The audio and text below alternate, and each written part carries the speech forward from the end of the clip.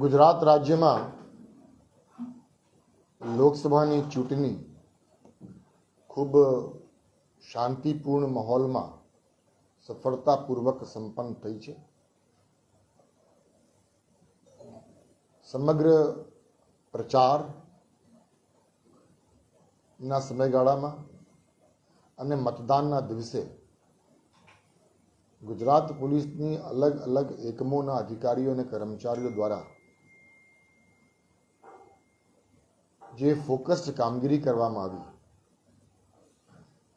અને election commission of ઇન્ડિયાના જે માર્ગદર્શન હતા, જે આદેશો હતા, એ ધ્યાનમાં રાખીને ગુજરાત પોલીસ તરફથી જે કામગીરી કરવામાં આવી, એ કામગીરીથી મને ગુજરાત પોલીસના વડા તરીકે ખૂબ સંતોષ છે, ખૂબ પ્રસન્નતા છે અને ખૂબ ગર્વ પણ છે. આપણે જાણીએ છીએ કે ચૂંટણી દરમિયાન અલગ અલગ પ્રકારની ચુનૌતીઓ હોય છે અને એ ચુનૌતીઓનો સામના કરવા માટે અને એ ચુનૌતીના કારણે કોઈ જગ્યા કોઈ અનિચ્છનીય બનાવ ન બની જાય, એ પોલીસની એક ખાસ એના પર ધ્યાન કેન્દ્રિત કરવાની હોય છે. અને આપણે જાણીએ છીએ કે ગુજરાત રાજ્યમાં ઇન્સિડન્ટ ફ્રી લોકસભા ચૂંટણીનું આયોજન થયું છે.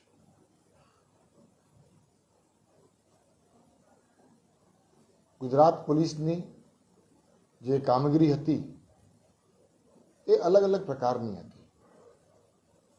ઇલેક્શન કમિશન ઓફ ઇન્ડિયા તરફથી રાજ્ય પોલીસની કામગીરી બાબતમાં અમુક અપેક્ષાઓ હોય છે અને એના માટે એ લોકો તરફથી માર્ગદર્શન આપવામાં આવે છે, સૂચનાઓ આપવામાં આવે છે, આદેશો આપવામાં આવે છે. આજે વડોદરા શહેર તેમજ વડોદરા રેન્જના વરિષ્ઠ પોલીસ અધિકારીઓ સાથે મારી મીટિંગ થઈ અને એ મીટિંગમાં તેમના તરફથી લોકસભા ચૂંટણીના અનુસંધાને જે સારી અને પ્રશંસનીય કામગીરી કરવામાં આવી અને જેના કારણે ચૂંટણીની સમગ્ર પ્રક્રિયા સફળતાપૂર્વક શાંતિપૂર્ણ માહોલમાં પૂર્ણ થઈ, તે બદલ વડોદરા શહેર પોલીસ અને વડોદરા રેન્જના તમામ અધિકારીઓને મેં અભિનંદન આપી છે અને આભાર પણ વ્યક્ત કરી છે. સાથે સાથે પ્રચારના દિવસોમાં અને મતદાનના દિવસે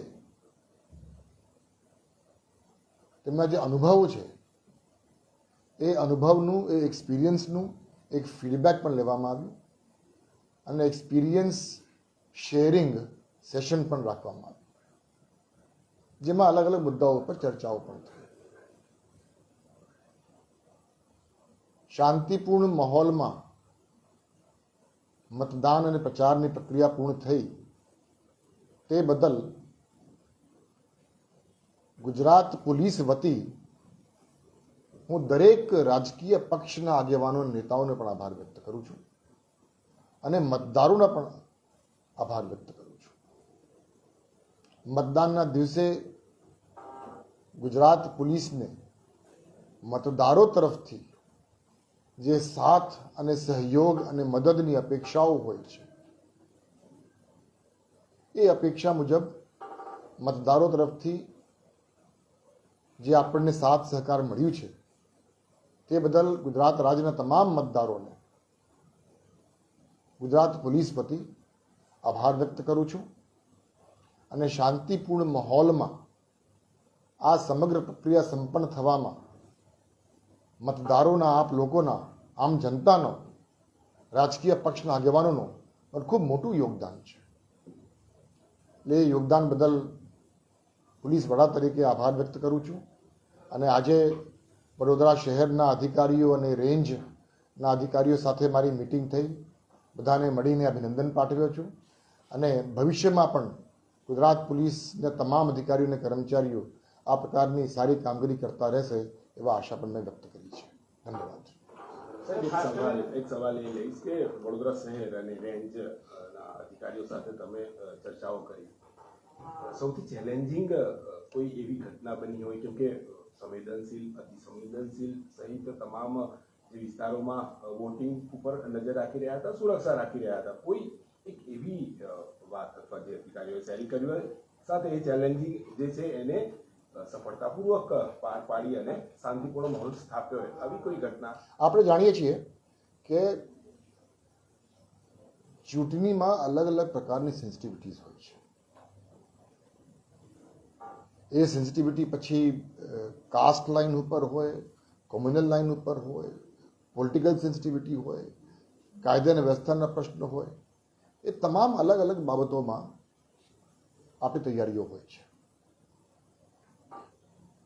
અને એ તૈયારી કરવામાં જે સમગ્ર પ્રક્રિયા છે એમાં ઇલેક્શન કમિશનની જે ગાઈડલાઇન્સ છે એ ધ્યાનમાં રાખીને જ કરવાની થતી હોય છે. જ્યાં સુધી આ ઇલેક્શનનો સવાલ છે, આ લોકસભા ઇલેક્શનમાં અલગ અલગ પ્રકારની ચુનૌતીઓ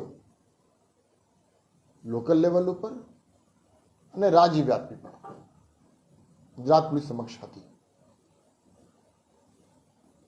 political sensitivity, caste sensitivity, law and order issues, communal issues, man power deployment, identification of sensitive areas, એ તમામનું જે પ્રક્રિયા છે એ છેલ્લા મતદાનના 2 મહિના પહેલાથી ચાલુ થઈ જાય છે. અને ઓવરનાઇટ પોલીસની કામગીરીના કારણે આ સફળતા આપણને મળી છે એવું નથી. એમાં છેલ્લા 2-3 મહિનાની મહેનત છે. અને એ મહેનત ફક્ત વરિષ્ઠ પોલીસ અધિકારીઓએ નથી કરી. ગુજરાત પોલીસના દરેક પોલીસ અધિકારી, દરેક પોલીસ કર્મચારી, ઠેઠ કોન્સ્ટેબલ સુધી લોકોએ મહેનત કરી છે. લોકલ ઇશ્યુઝ હોય, લોકલ ઇશ્યુઝ પણ એમની રીતે ચેલેન્જિંગ થઈ જાય છે. એટલે તમામ ચેલેન્જીસ લોકલ ઇશ્યુઝના, સિટી લેવલના, રેન્જ લેવલના, રાજ્ય લેવલના, એ તમામ સેન્સિટિવિટીઝને ધ્યાનમાં રાખીને તૈયારી કરવામાં આવી હતી. અને કોઈ પણ ઇલેક્શન સમગ્ર વહીવટી તંત્ર માટે તો ચેલેન્જિંગ હોય જ છે, પણ પોલીસની પણ અલગ પ્રકારની ચેલેન્જીસ છે. અને એટલા માટે હું કહું છું કે મને ખૂબ ગર્વ છે કે ગુજરાત પોલીસે તમામ અધિકારીઓએ જે મહેનત કરી છે અને આજે ચેલેન્જીસ આઈડેન્ટિફાઈ કરી અને ચેલેન્જીસને આઈડેન્ટિફાઈ કર્યા પછી એને અનુરૂપ તૈયારી કરી, એ બંનેમાં આપણને ખૂબ સારી એવી સફળતા આપણને મળી છે.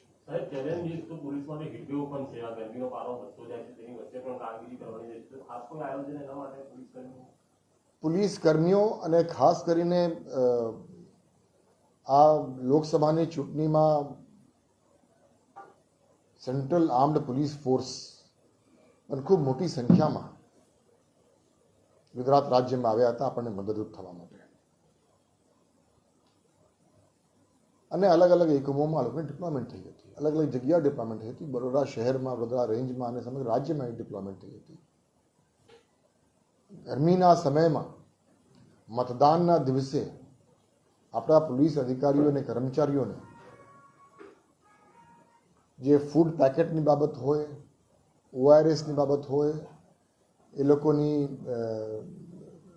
હાઇડ્રેશન બરોબર હોય, એના માટે પણ ખાસ ચિંતા કરવામાં આવી હતી. અને એના માટે અલગથી ફંડ પણ આપણને મળી હતી.